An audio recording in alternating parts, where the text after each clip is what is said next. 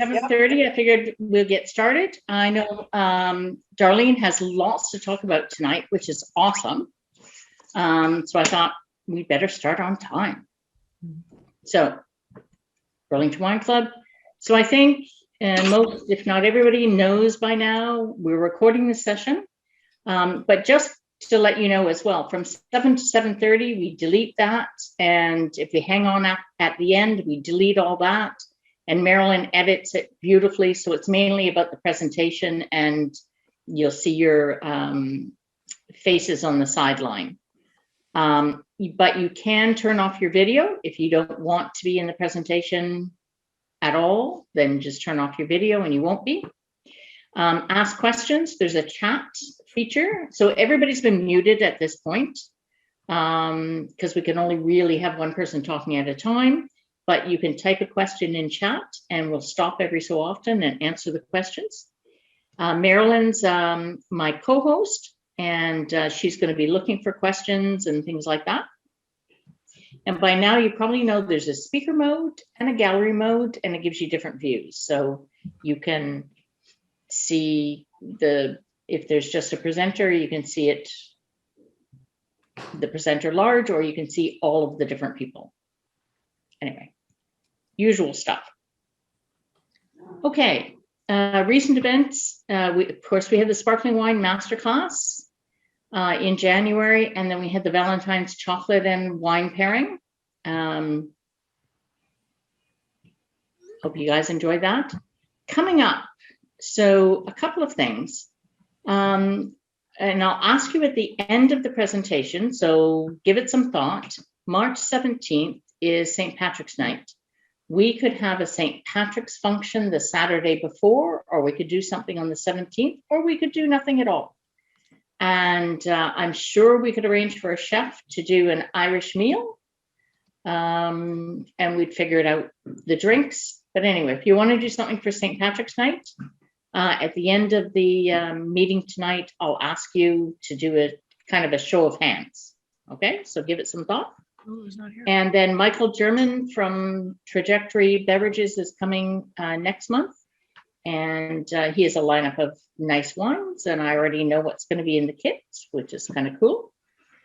And of course, tonight we have Darlene Emberley from Univins Spirits, and we've had her out before. And I personally think she's done a fabulous job with all the stuff in the kits and the wines that have been chosen. So we don't have a sparkling wine tonight because we have the whiskeys and the spirits, which we'll introduce at the end of the night. So if you want to do a toast, pick one of your Pinot Grigio or Aligote or the Chardonnay, and let's do a cheers. Cheers. Cheers. To your good health. Absolutely. Okay, so I'll briefly introduce the three wines and the three food pairings, and then I'm going to turn it over to Darlene, and she's going to talk about the wines. So you have, and hopefully, if you've heated up any of the foods that need to be hot, or just put them in the oven to get them warm. The first is the Pinot Grigio with a green salad. And if you didn't notice, because it's the first time we've had it, there's a little dressing on the side of the green salad.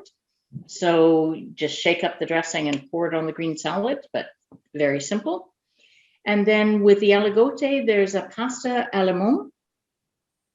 And if you haven't heated it already, I would suggest putting just a little pat of butter on the top of your pasta to melt through it, because it's just a butter lemon sauce, and the pat of butter will just add to.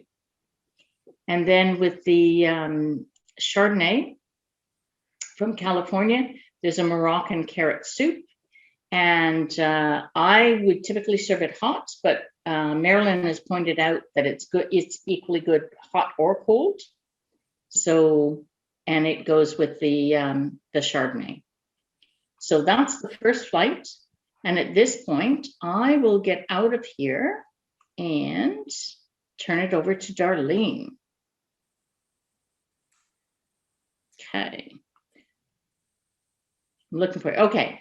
So if you want to do a share screen, Darlene, and do your presentation at least all the way through all the whites. Okay, great. I'm very happy to be back. Thank you for having me. I look forward to this, and it's great to see familiar faces. And tonight we are going to go around the world. So we're doing Italy, France, California, and Argentina. So we'll get started in Italy with Citra, Pinot Grigio, Terre de Chieti. So I noticed, Teresa, that you had on the placemat Terre de Chrétien. And it actually made me laugh because it was like John Chrétien. So we'll get started. And with the presentation, just one moment here.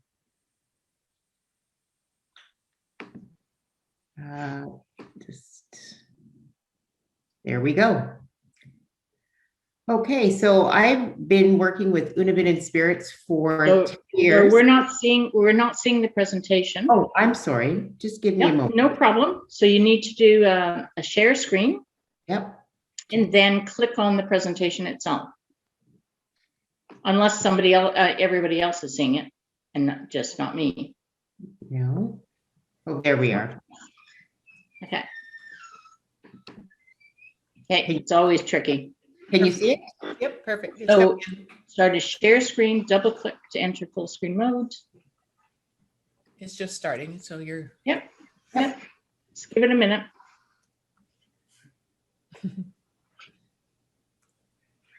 Okay, we gotcha. Okay, great. You just want to start your PowerPoint as we see it in slide mode. Okay, just give me a moment here. Good. Slide, yeah. So down at the very bottom to the left of your thing that says 100%. Yeah, go one over to the right. There we go. Nope. A little to the left of the Zoom. There's a little thing that looks like on a pedestal, and that will start the presentation. Left of your Zoom. I don't know why I'm pointing at the screen. You know. That doesn't help. Going to the left. There's a No, hold on a second. Sorry. Yeah. Okay. Click on slideshow and start from beginning. There we are. Yeah, that would be that. Perfect. Okay. So here we have Citra Pinot Grigio, Terre de Chieti, which is a province within the Abruzzo region. This wine is wine, faces, and values. Why I say that is because it's the largest wine growing community with 3,000 families within Abruzzo. And usually the vineyards are passed down from parent to child or grandchild to parent to child. And it's a time-honored tradition there. So it's actually a co-op where all these growers put their wines into 9 different wineries, put their grapes, and we get different wines that are offered to us. So they have vintage products and they have the general list products. This Pinot Grigio is 965. And if you can imagine, it's 6,000 hectares encompassing the entire province of Chieti with an array of lands and microclimates. And that's why you can get all the different wines that they have to offer. So they employ 22 enologists and agronomists. So it is quite a large production that they have. They have the largest barrel cellar in Italy, and they go a variety of grapes. Some of these probably you've never heard of, such as Coco, Chiola e Montonico. I have never heard of it. So I was quite intrigued, and it's a white wine. So the aspect of this region is so large, 90 kilometers long and 40 kilometers inland from the sea. So the wines that are grown closest to the sea, hence the Pinot Grigio, offer a saline finish. I actually had this with grilled sardines with sea salt, and it was a perfect match. It's sea to sea, right in the glass and right from the sea. Sorry, I'll go back. Does anybody have any questions on this wine? How did it go with the salads? Just the only thing that was interesting about the salad was the dressing was avocado oil and white wine vinegar and a bit of spice. So hopefully it held up to the the lively Pinot Grigio. Yeah, did of course some salt and whatnot, Teresa? Yes, of course. So Teresa, we have a couple of new people to our meeting. Just remind them how to do a proper tasting. Okay. And Darlene, you're welcome to do it, or I can do it. But if you're tasting for the first time, or if you're doing a formal tasting, especially with food, so there's a couple of things. One, you want to look at the color of the wine. So you want to see the color and see the clarity. Then you want to smell the wine and get the aromas from that. And then you want to taste the wine.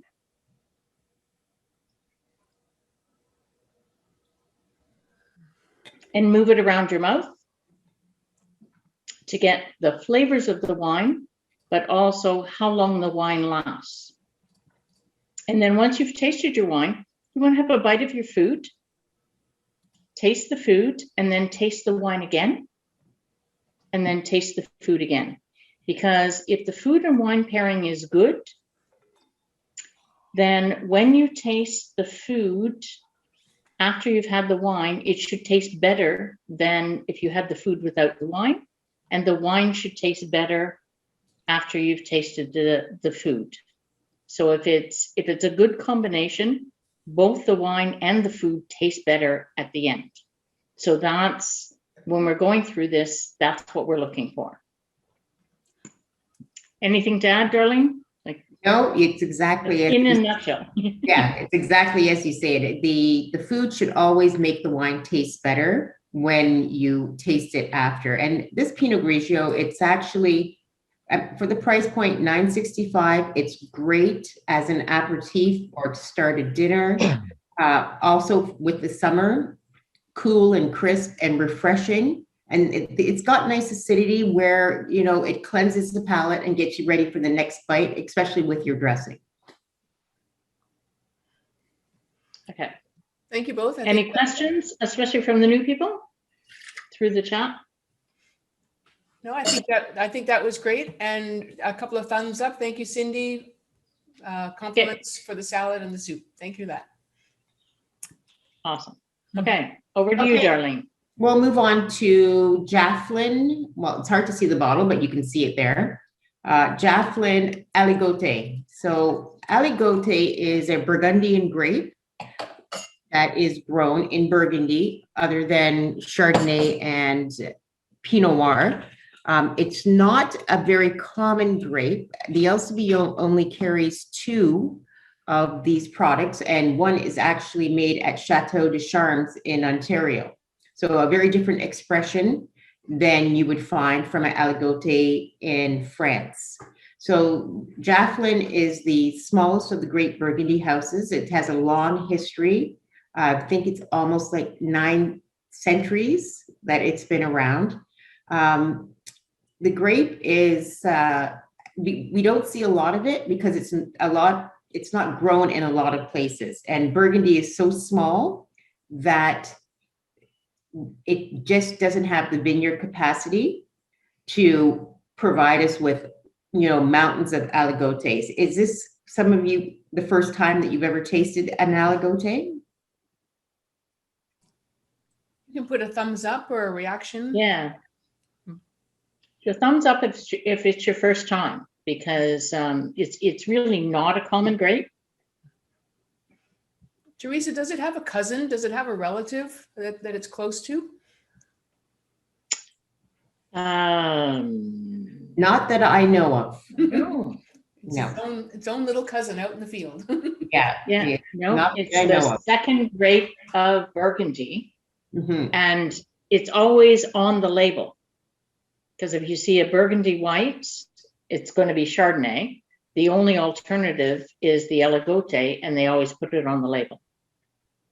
Yeah. So it's generally planted on a limestone base because, of course, that's what is in Burgundy, calcareous soil, Curmigian soil, and it really excels there. So for most of you who are tasting this for the first time, as you can see, it's got a clean and fresh nose with white flowers. And a slight, for me, there's a little bit of pear.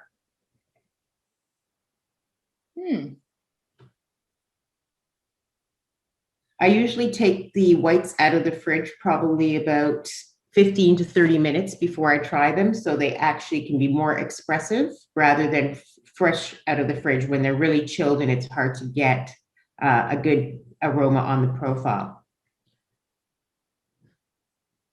What do you guys think of the wine?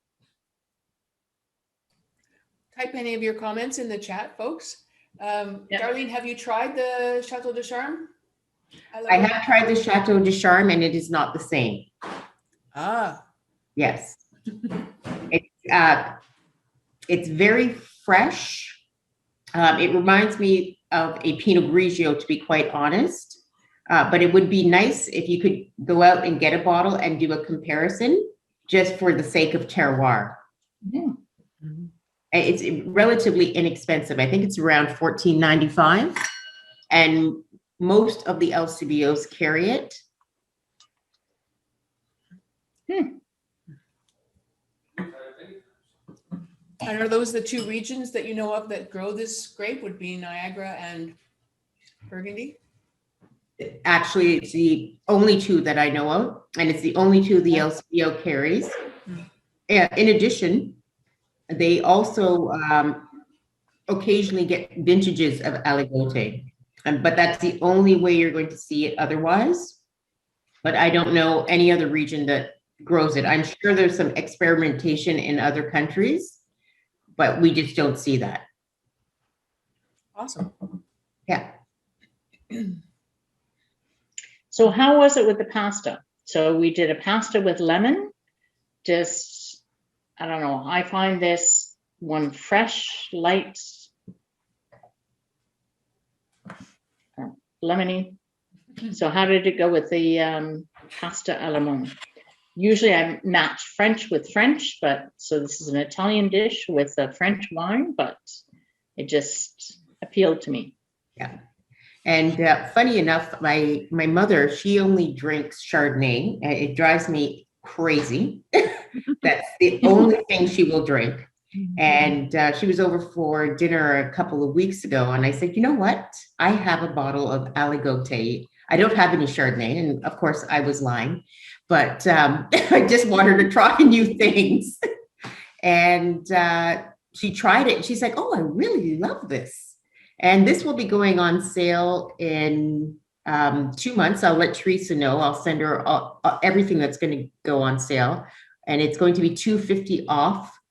And the current price is $18.05, but we are certain it will move back to $17.95. So just, I believe in May, it goes for a $2.50 LTO. Perfect. Yeah. So lots of support for your pasta, Teresa, especially with the extra pat of butter. Thanks for that. That does make a difference, doesn't it? Like it's just, I don't know, one of those things. Anyway. Now, in the pasta, Teresa, did you use lemon zest or lemon juice? I use lemon zest, lemon juice, garlic, and butter. Okay, great. Okay, so we'll move on to Raymond Chardonnay. Now, Raymond Family Classic Chardonnay, it is Raymond Vineyards, and I urge you to follow John Charles Boisset on Instagram. He is larger than life. He originally from France. His grandparents have Boisset winery in France, and they used to vacation in California. So he used to come as a young child. And funny enough, he fell in love with it, and he ended up purchasing 9 vineyards in California, and Raymond is one of them, 9 wineries. He's also married to Gina Gallo. So they're like the Jay-Z and Beyonce of the wine world. And this is a unique estate. They have, they're all about organic and biodynamic. It doesn't say on the label that it's organic because they do, this Chardonnay is a blend of wine, blend of grapes from all over California. Sonoma, Napa, because they do source their grapes as well from 15 Napa Valley growers. So I love this wine. It's very new to our portfolio, and good thing Univins is growing in a great way, and we are acquiring new producers to round out the portfolio. So they also are keen on biodynamics. So they do specific preparations in the vineyard during a full moon. I heard earlier, Marilyn, you were saying that it's a snow moon. Yes, tonight is a snow moon. It's the first full moon of the year, so that's why it's called a snow moon. Okay, so they are probably planting manure-filled cow horns in the garden right now in the vineyards. So that is part of the biodynamic preparation. Some people don't believe in it, but there are some people that really, really believe in biodynamics. And of course, this all started in Burgundy in France. They were the original people to do biodynamics. And there's a whole host of things that is centered around the moon. So It's interesting. It is very interesting, yeah. So they are Napa Green certified land, certified CCOF organic, which is a California certification, organic farmers, United States Agricultural Department, that was started in 1973 to ensure they are following the organic standards and are held to it. They are Demeter certified biodynamic, so there is a certification for biodynamic, and certified California, sustainable vineyard and winery. So I love this wine. It's got lovely stone fruit, apple, pear, citrus blossom. It also actually, there is an oak influence here. As this wine warms up, there's lemon coulis or lemon custard, not a meringue where it's tart, but also there's a hint of marshmallow. If you guys take a sip, then go back to it after it has, got not as cool as it would be from the fridge, you will notice that marshmallow flavor on the nose.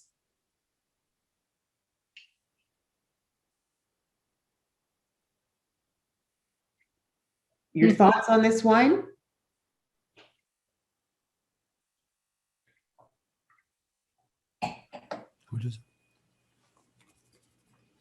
So Teresa, maybe you can help us understand why you paired the Chardonnay with the Moroccan carrot, and there's definitely an orange flavor in that soup. So help us to understand that. So the Chardonnay, I love the Chardonnay.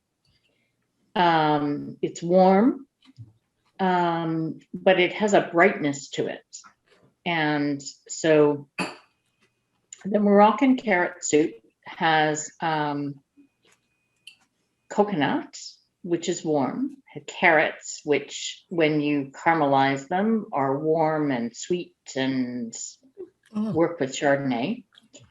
But then I added the orange because I think there's a bright note to this Chardonnay, which I really, really like.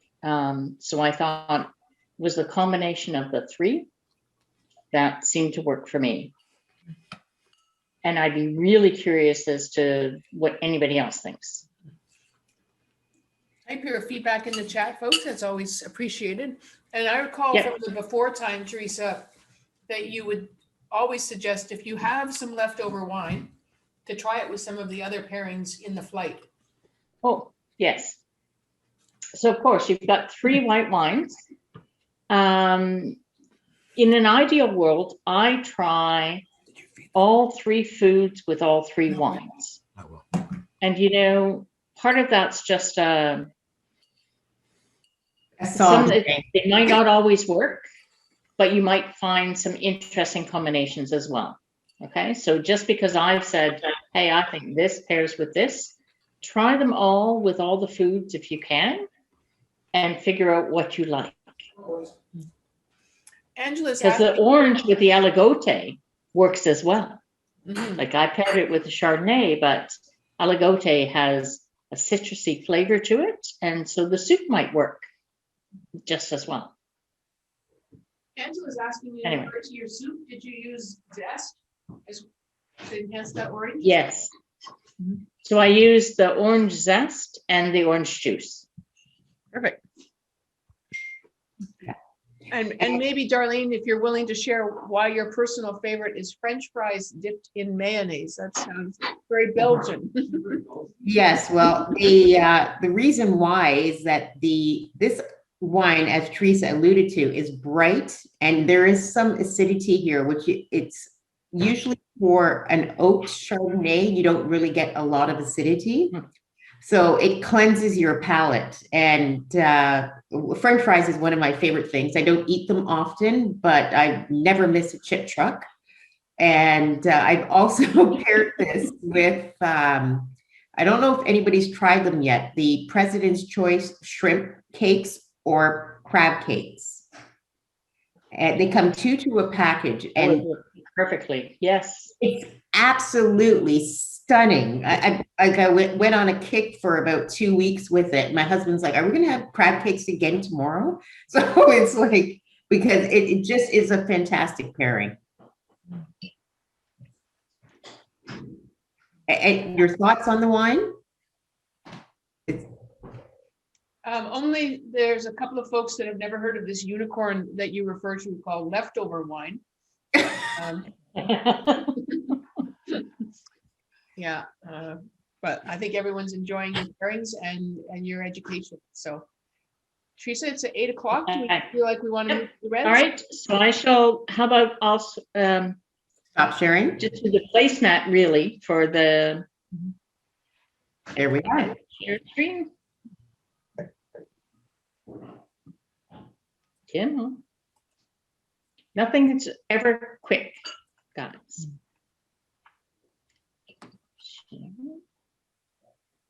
And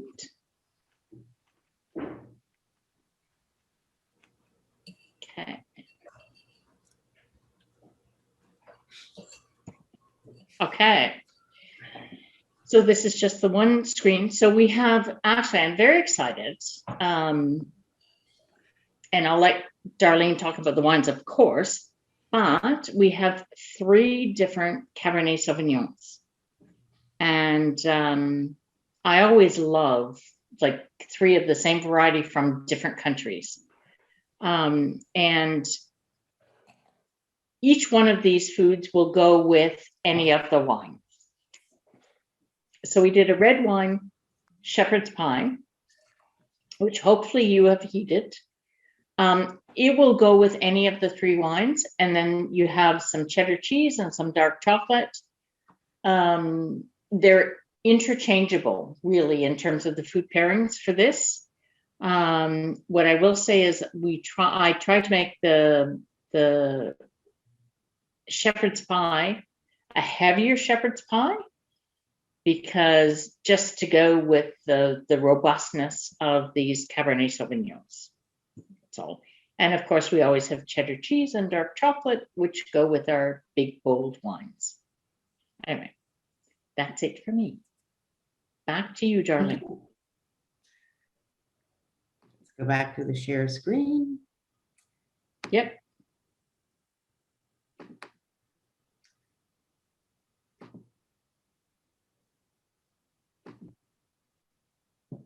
Okay, just give it a moment here. Yep. There we are. Everything takes a minute. Exactly. So Raymond Family Classic Cabernet Sauvignon.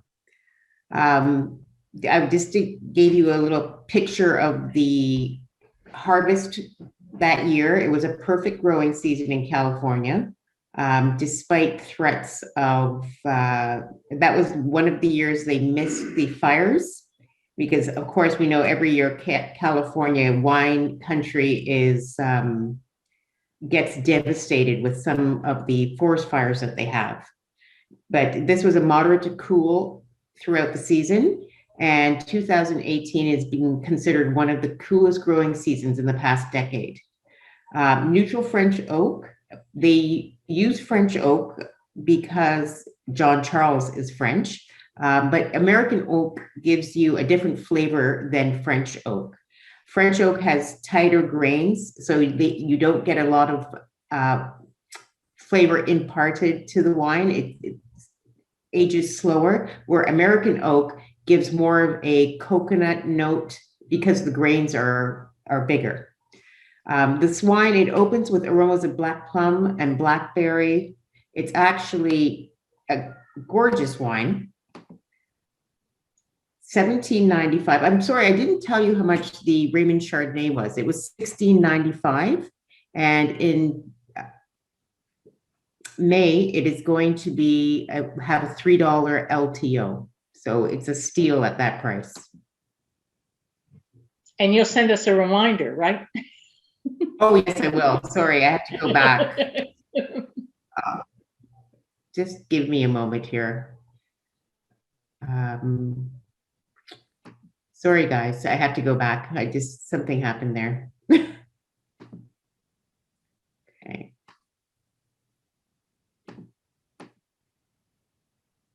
Have you guys tried the wine as yet?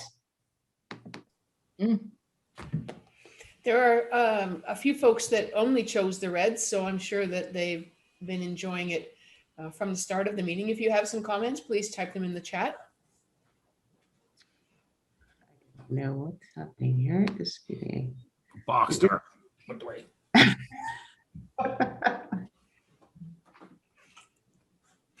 Thank you, Winnie. Beautiful color and Yeah. aroma from Winnie. Thank you.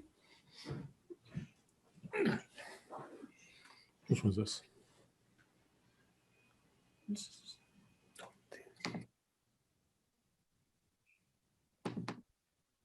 Okay, so yes, there we. So it's a vibrant flavors of blueberry, black cherry, and baked berry cobbler for me. Everybody tastes different, so all of my tasting notes are what I taste. So what you taste is, everybody has different wine memories, so to speak. I like this wine because it is soft for a cab. It's not big and bold. It's very approachable, and I find it refined and elegant, especially on the finish.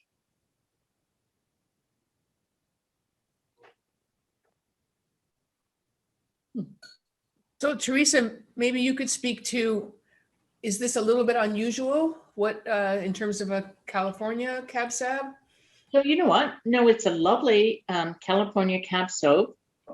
I would argue that it's probably a little bit lighter, has a little more finesse than most California Cab Sauvs, because they're usually big, bold, over the top, juicy.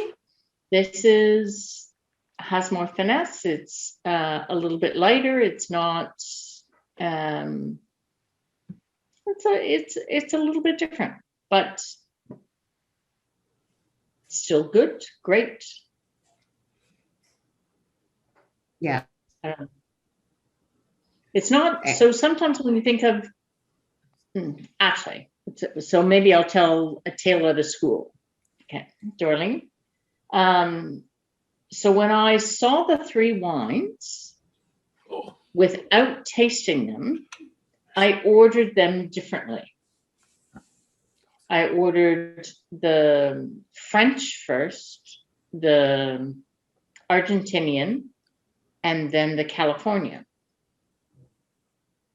But when you taste them, the order changes, and that is very unusual. It's not bad, but it's unusual. So the California Cab is lovely. It's like, has more finesse, but it's not the big, bold California Cabernet Sauvignon that you would normally expect. So It's interesting. Anyway, I'm probably talking too much. So Teresa, there is a question, and I guess this is a little most on the minds of people who are lay people in terms of wine and not trained as you are. When you say that this is a lighter Cab Sav, but still 14%, how does that translate? The alcohol versus what you would refer to as light? So it's a level of tannins. It's a level of mouthfeel. I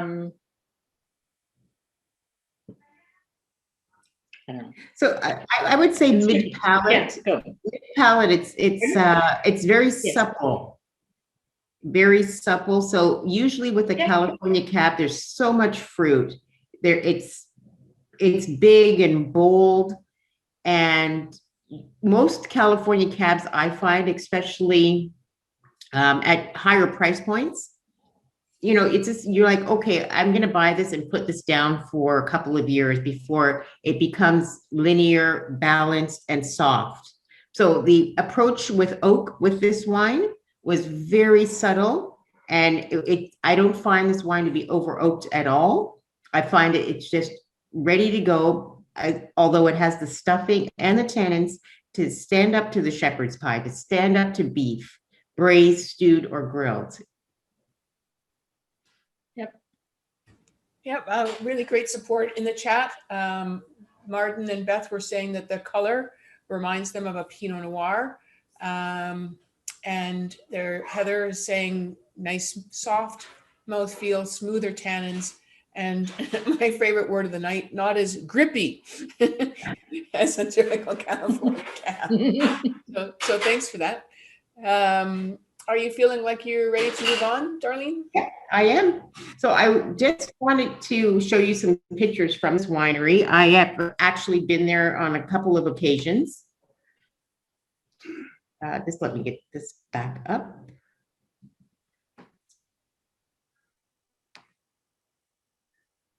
I don't know why it is not allowing me to show you those screens, but please bear with me.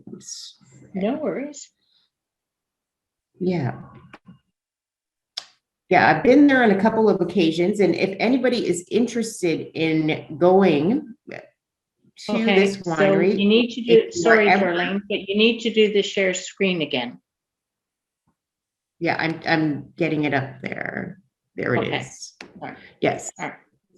Yeah. So if anybody's ever interested in going to this winery, please let me know, as it is absolutely the best time that you will ever have at a winery.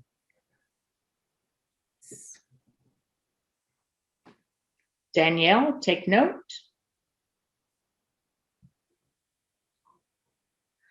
So this winery has over 30 mannequins in there with costumes on that the John Charles Boisset makes. And this was a dinner I attended in the winery, right where they make the wine. There's vineyard workers in there pumping over the wine, doing pump overs. And it's a beautiful place. All it is just fun. So there's this mannequin hanging beside this wine that's fermenting, and as you can see, there's mannequins up in the watching over the tanks, and that's my sister and I that we attended that dinner, and that was 2 years ago. And it's very dog friendly. So if you're traveling with your dog, they don't mind the dogs in the winery. As you could see. But yeah, so if anybody's interested in when we can travel again, and if you'd like to go there, please let me know and I will schedule a visit for you, because it's one of the best experiences that I've ever had at a winery. Sorry, Darlene, I missed where in California? It is in Napa, in St. Helena. Okay. So if you're you're knocking at your door in about 35 minutes, I'll be there with my passport. And do you want me to drive you to the border so you can get a flight in Buffalo? Yeah, so their address is 9 Zinfandel Lane. Perfect. Yeah. But yeah, so it's an experience, and they even have, you know, things where you can blend your own wine with John Charles Bosset. He's there. You get your gear on, and you get into the what do you call it? Into the lab, and you take different bottles from different vineyards, and you make your own cab, and you leave with it. So it's a fun experience. So we will move on to La Mascota Cab. So La Mascota Cab, Grupo Penaflor, it was founded in 1904 by a family of Italian immigrants. It's a leading winemaking company in Argentina. 3,400 productive acres, wineries in 5 provinces, and a workforce of 2,300 employees. So it's quite a large operation. They have 10 wineries under that Grupo Penaflor umbrella. Excuse me for one sec, sorry. I'm just gonna turn that off. In case you're wondering, that's not me calling Darlene to ask for her address. Sorry about that. Very sorry. Apologies. Yeah. So it's actually, Argentina has the highest elevation planted vineyards in the world, anywhere from 2,000 to 10,000 feet, a third of the height of Mount Everest, which is, it's hard to believe that grapes would grow at that altitude. And it is the top wine exporter in Argentina and the #1 Malbec producer worldwide. So the La Mascota Cab, I'm just going to open up mine right now. If any of you have the bottle with you, on the label, there is animals on there. Could anybody tell me what they are?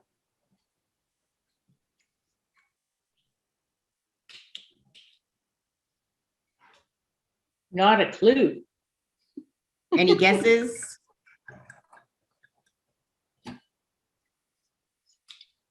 So they are bats. Oh my goodness. Bats? Bats. Why? Wow. Bats.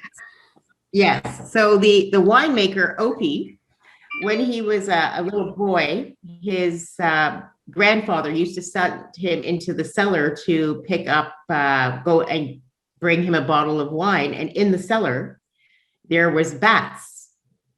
So he's always been familiar with bats, and he's not afraid of bats, but he decided, because it meant a lot to him, to put them on all of his labels. So anytime you see a La Mascota wine, there will be bats on the label. They make an OP Chardonnay, which I believe we had last time that I presented. Yep.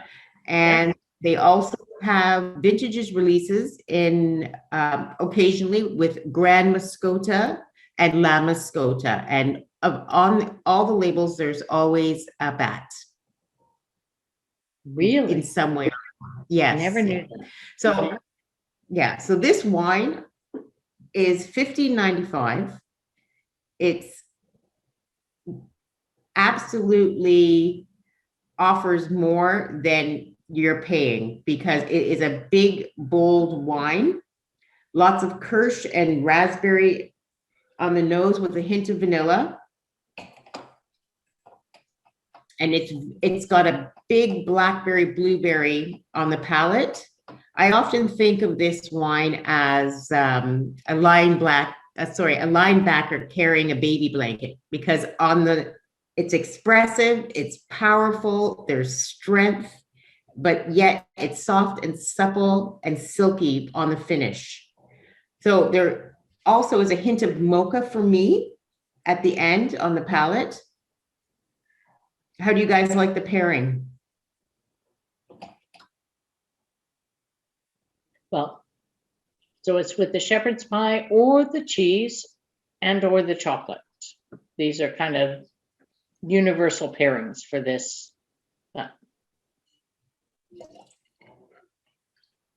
Cab 3 ways, right? Yeah, exactly.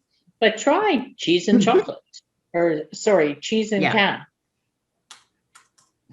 So Teresa, maybe at this point, you alluded to the fact that you did reorder the, But you know what? Why don't we wait till we get to the last one?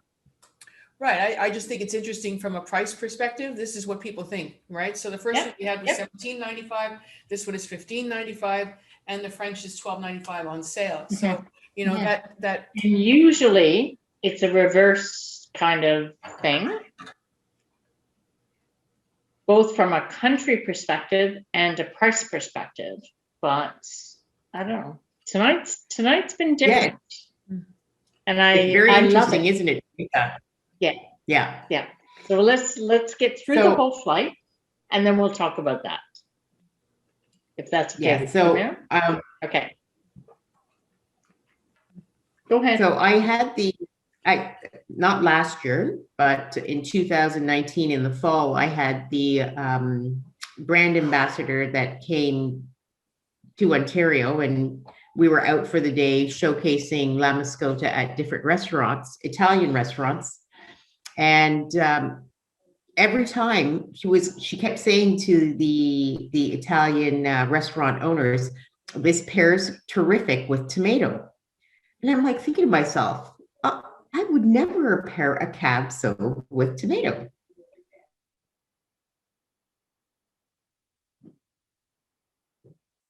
In Argentina, when we have pasta with tomato sauce, we have La Mascota cab. So if you guys ever get the opportunity to try it, and I put here that I did have it with a sausage, tomato, pepperoni pizza, it was divine, right? So if you have the opportunity, give it a try and prepare to be surprised. And it makes sense where Italian immigrants, not recent immigrants, of course, so hence they eat a lot of pasta with tomato sauce. And another thing, it was named best wine in the world for the 2016 vintage at the prestigious Vinodais International 2018 competition. This is something that is unbelievable because they tried 3,500 wines, and there was 130 experts that tried these 3,500 wines, but based on value and typicity to the grape, this was chosen as best red wine in the world. So we're on the 2018 vintage, or I have the 17, but some of you may have the 18. I have the 18. Yes, yeah. Yeah. So any thoughts on the wine? Well, I'll just say on behalf of the group, it's awesome to have you here, Darlene. Not only have we tasted an Aligote from only 2 places on the planet, but now we are having something from a winery that made the best red wine in the world. And thank you for showcasing that and bringing that to our attention. And the fact that we can get that from your expertise and at our LCBO, that's just awesome. Yeah. So, and if it's not at your LCBO, please feel free to ask the manager or assistant manager to bring it in. It's your right. Right? Yeah. It's your right. Yeah. It's our right. Yeah. So we are going to move on to The final one, Fortant. the special one of the night, in a way. Yes. So Fortant de Altitude Cabernet Sauvignon. I'm just going to, that was the only bottle I didn't have on the table. Darn. I'll be right back. No worries. Okay. So the Fortant de Altitude Cabernet Sauvignon, it is partially owned by John Charles Boisset of Raymond Vineyards, but it's a separate winery in itself in the south of France, in the Languedoc region. And it is a mountainous growing area.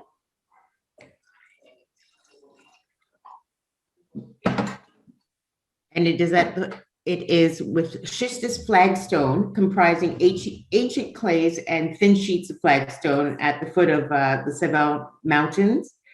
So not the elevation that we would see in Argentina, but it does have some altitude between 250 and 450 meters. This is very new to our portfolio. It is $14.95, and right now it's on a LTO with $2 off, so it makes it $12.95. When I first tried this wine, I was like, wow, this drinks like a California cab at $20.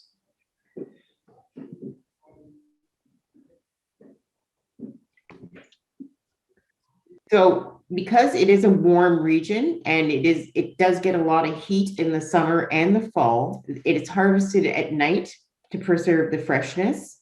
And as you can see, you can read here, but they age it for 4 months on the lees in French oak barrels that add depth and complexity. So they use new French oak. And I want to know what you guys think of this wine, because I love it. This is my house wine. So, if you don't mind, I'm going to ask Lorraine. Lorraine is my red wine barometer. She loves her big, bold red wines. Lorraine, if Okay. you're not muted, or we can unmute you, what do you think of this particular wine?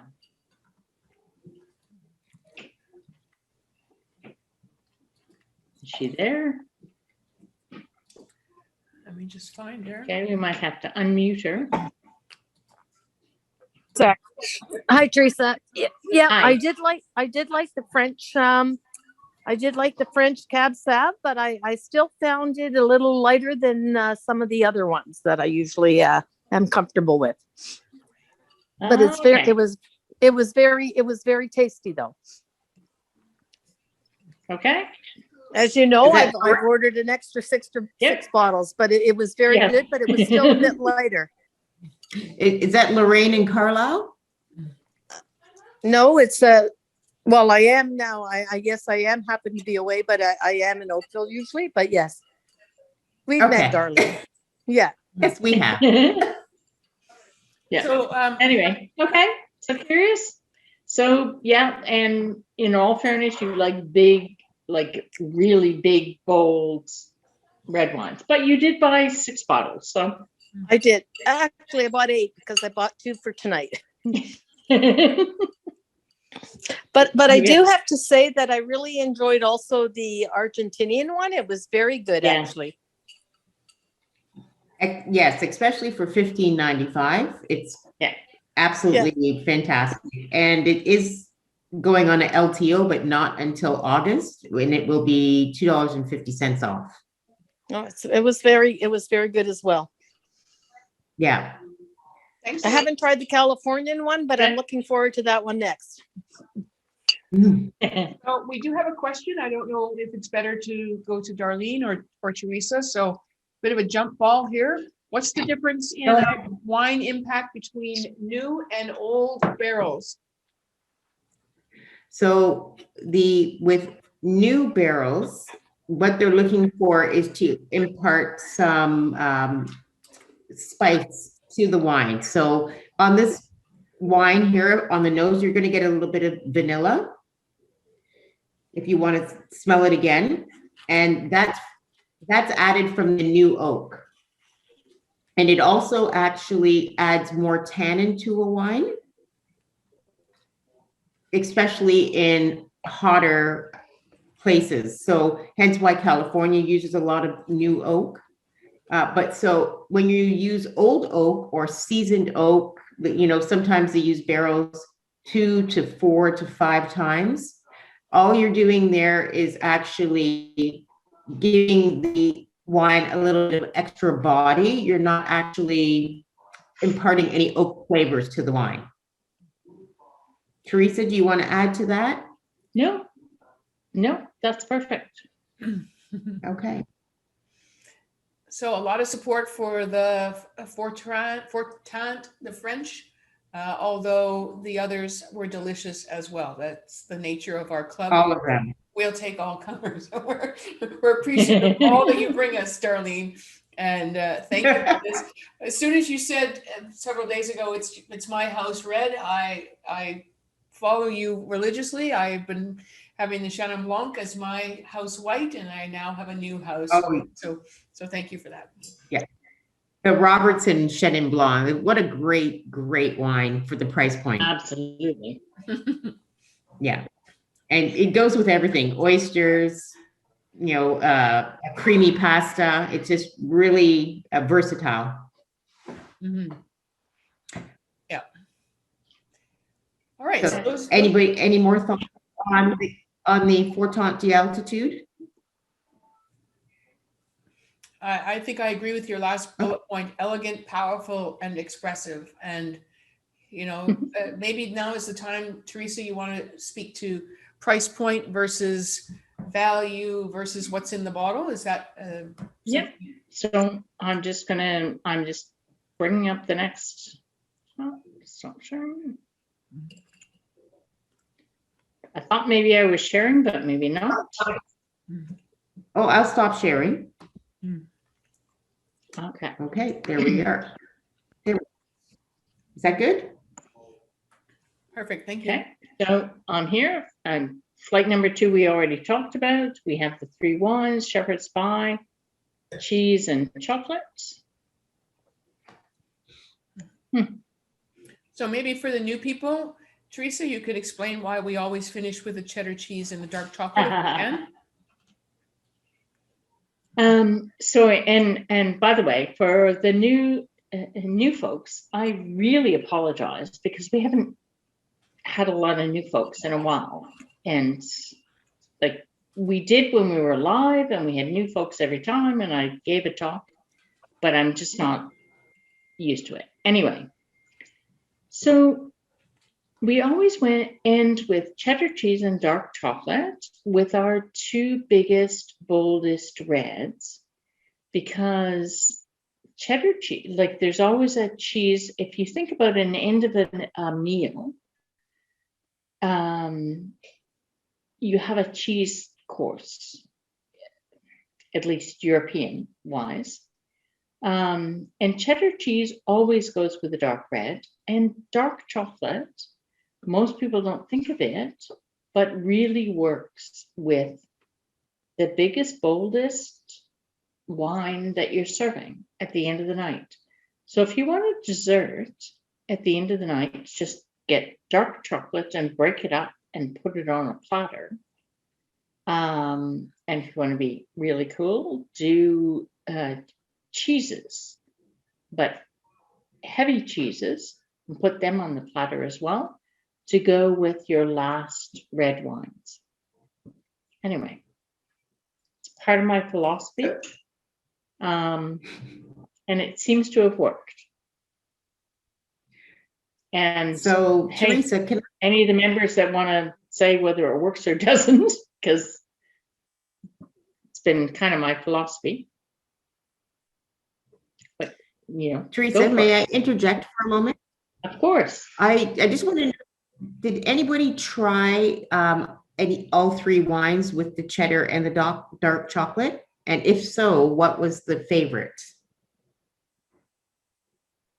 Okay.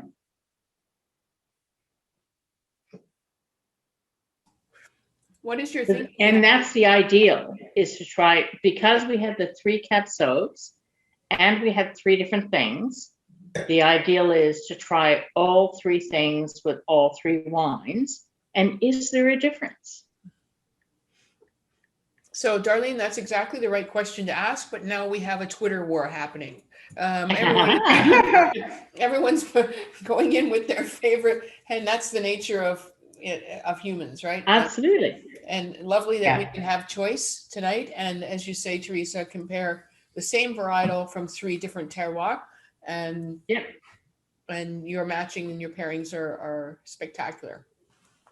Yeah, for me, I'm going to go out on a limb. I haven't tried it, but I'm going to say that the La Mascota Cab would be absolutely ideal with the dark chocolate. Sorry, which would be ideal with your dark chocolate? The Mascota cab. Mm-hmm. Just because it has that mocha finish in a way, and it's got enough strong tannins to take on that dark earthiness in the chocolate. So, Teresa, at this point, do we want to talk about the spirits that were also in the kit?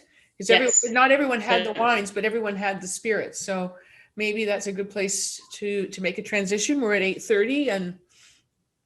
Yeah. So, yeah, I'm in my thing.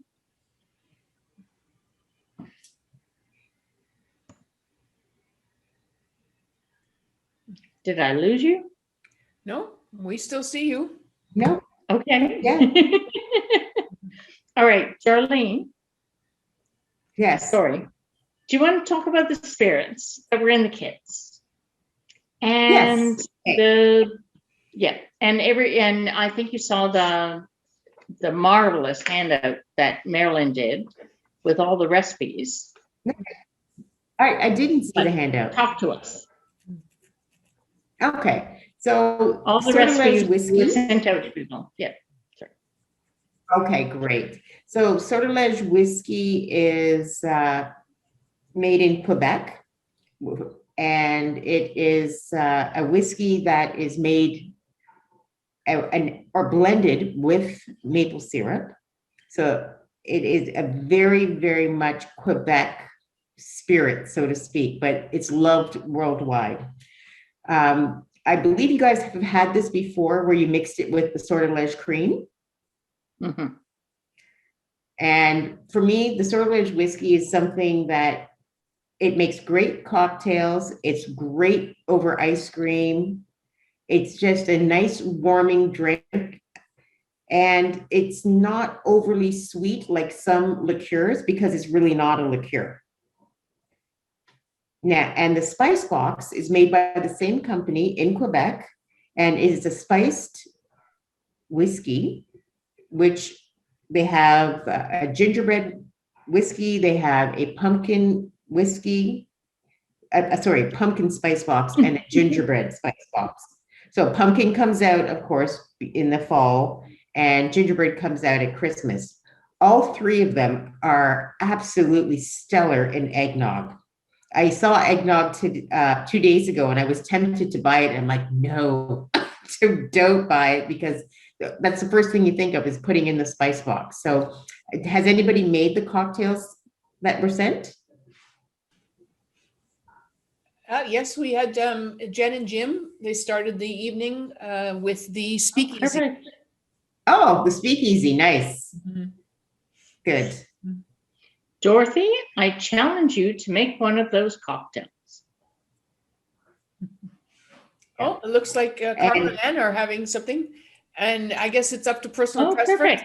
whether you would have it at the beginning of your night. I'm going to get my... Again. It's not Yeah. here. Now, I noticed someone had mentioned earlier during the chat prior to the beginning about Sodalej blueberry. Was that you, Marilyn? I just saw it on your website. I'm not certain about the availability, so. Okay, so Sodalej blueberry is part of the Sodalej line, of course. But so it's Sodalej whiskey mixed with hand-harvested blueberries in Quebec. And it actually is great in a blueberry mojito. So everything you can do with a mojito, instead of rum, you add the Sodalej, and it is dynamite. I sent a picture to my son and his girlfriend last Friday, and he's like, danger.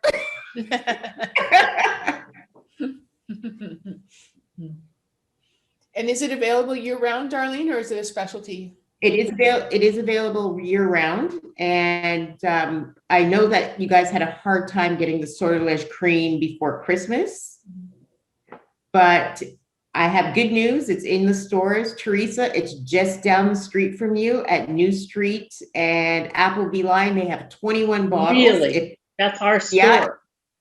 At your store. And if anybody Perfect. else wants to know where it is, I can give you the SKU number and you can look it up on the LCBO website and it will point you in the right direction. We just had difficulties with the warehouse prior to Christmas that it just wasn't leaving the warehouse, but it is now available near you. So you don't have to go to Fergus anymore.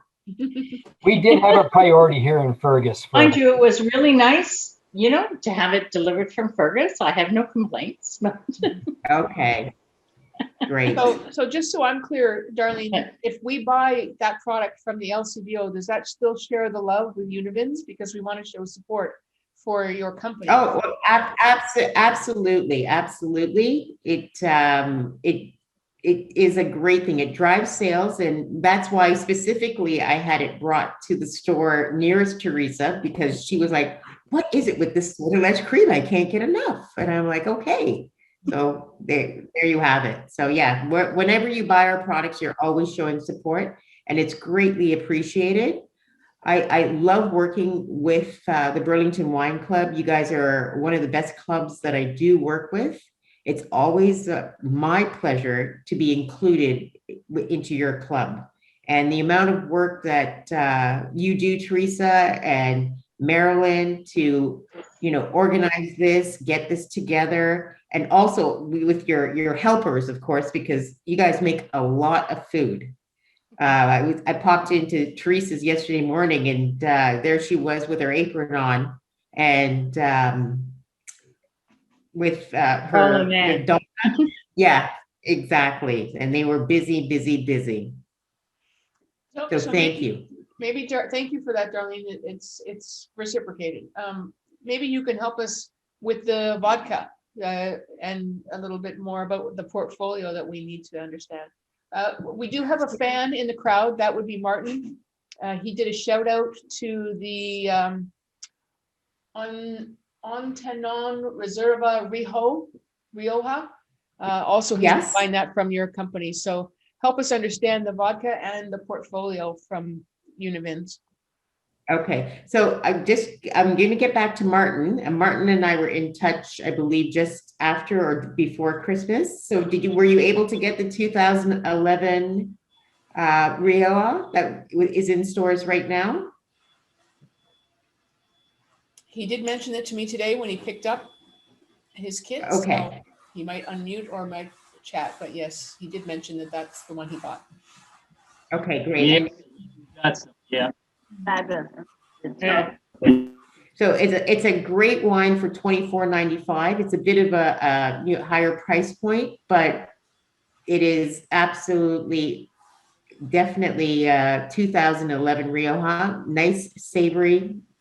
It's great. So the Tag vodka is from Oakville, made by Maverick Distillery, and is hyper local. It is distilled 4 times. And he also does a whiskey, which is called Barn Burner whiskey. So a Canadian whiskey, which again is distilled right in Oakville. And he has a new product coming out, which is a cooler. So it is going to be a raspberry or blackberry sour that will be in the stores probably in April, but I'll let Teresa know, and then she can put it up on the site. Has anybody tried the Tag? Yes, there's a few folks in the chat that had a Caesar at the beginning of the, well, there's Danielle. Danielle has put in the public chat, she had it for lunch. Awesome. Talking out of school. Yeah, I like you, Danielle. 5 o'clock somewhere. And she'll lead our tours. Mm-hmm. Sue is reminding us of how you introduced us, Leanne, to the Liano. Yes. And, again, you've been bringing us great recommendations, Darlene. You've just been an awesome partner to the Burlington Wine Club, and we all want your job because it looks easy from here, and anything that you do well always looks easy from the outside. So thank you for your expertise. As you well know, Marilyn, yes. My friends think I drive around and drink wine, but that's not the case. Sometimes you stop and drop off the wine. Indeed. There's a lot of education, and we're really appreciative of you sharing that with us. So thank you. Thank you, Marilyn. And just on another note with Liano, in April, it is becoming a vintage essential. So it will always be available in the LCBO. Oh. Before it was just a vintage release, but now it's going to always be available. So, of course, Teresa, it will be at your liquor store. I will make sure it's there. And on that note,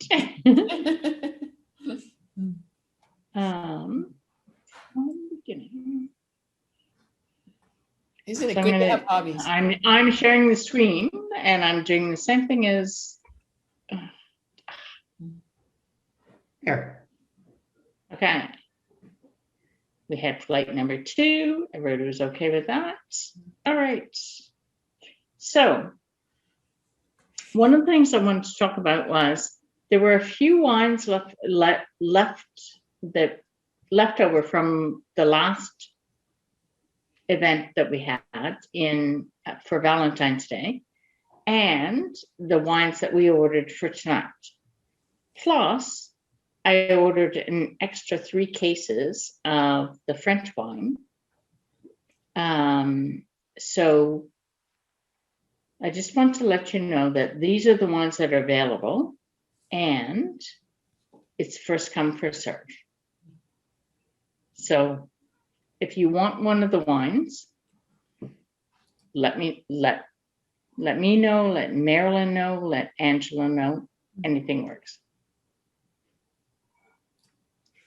Darlene, thank you.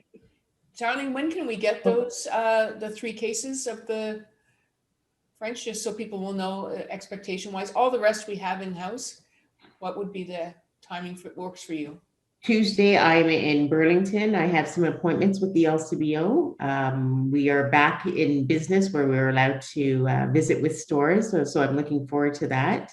So Wow. Yeah, Tuesday will be the day, and I'll reach out to Teresa on Monday afternoon and let her know the approximate time.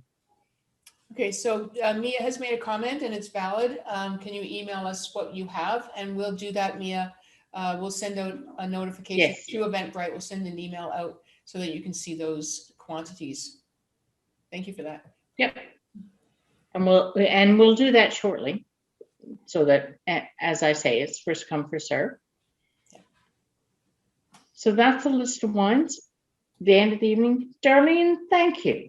And you know what? We've worked together several times. And you know what? I thought tonight was awesome. Marilyn, Darlene, I don't know. I just think it worked. And I thought it was a great evening. Great. So co-host Marilyn. It's my pleasure. Pardon? Yeah. I said, thank you. It's my pleasure. I'm glad. So food and wine kits. So, last month we couldn't have anybody in the house. It was very, very difficult. This month was a lot more fun. Dorothy came one morning. Carl and Ann came another morning. Marilyn, of course, picks everything up. And so we're sort of getting back to normal. It's still a little bit tricky, but anyway, it's good. It's happening. Wine buyers. So we'll put out the list of the wines that are available, the extra stock and the extra purchases that I made. First come, first serve. Anyway, sign up for it. Coming up, March 13th or 17th, St. Patrick's Night. So St. Patrick's is on the 17th, that's midweek. Are you interested in a St. Patrick's Night celebration, either on the Saturday before or the 17th itself? Actually, could we get a show of like thumbs up or something so I can get a sense for whether or not it's worth organizing this? Is there green wine involved? Green wine or beer? Folks Do you have green wine? No, but I can make it. Yeah, I know. No. Two votes Anyway, for if you wine, beer, foods, I don't know exactly, but it would be a meal. It'd be an attempt at a St. Patrick's Night celebration. Anyway, if you're interested, let me know. March 26th, Michael German's coming back. He's got some great wines, already have them. So we were talking about doing something mid-month, a dinner or something. And Darlene, if you have any ideas, please reach out. But April 10th would be that Saturday night. And if anybody has any ideas of what restaurants or what we could do, let me know. April 30th, we have Carlo Estates, and we're going to have a gourmet vegan kit. And May 5th, we're thinking of doing Cinco de Mayo, tequila tasting, Mexican food, and touch wood, it might even be in my backyard.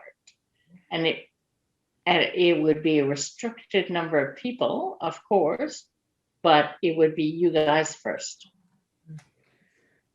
Teresa, So- can I just?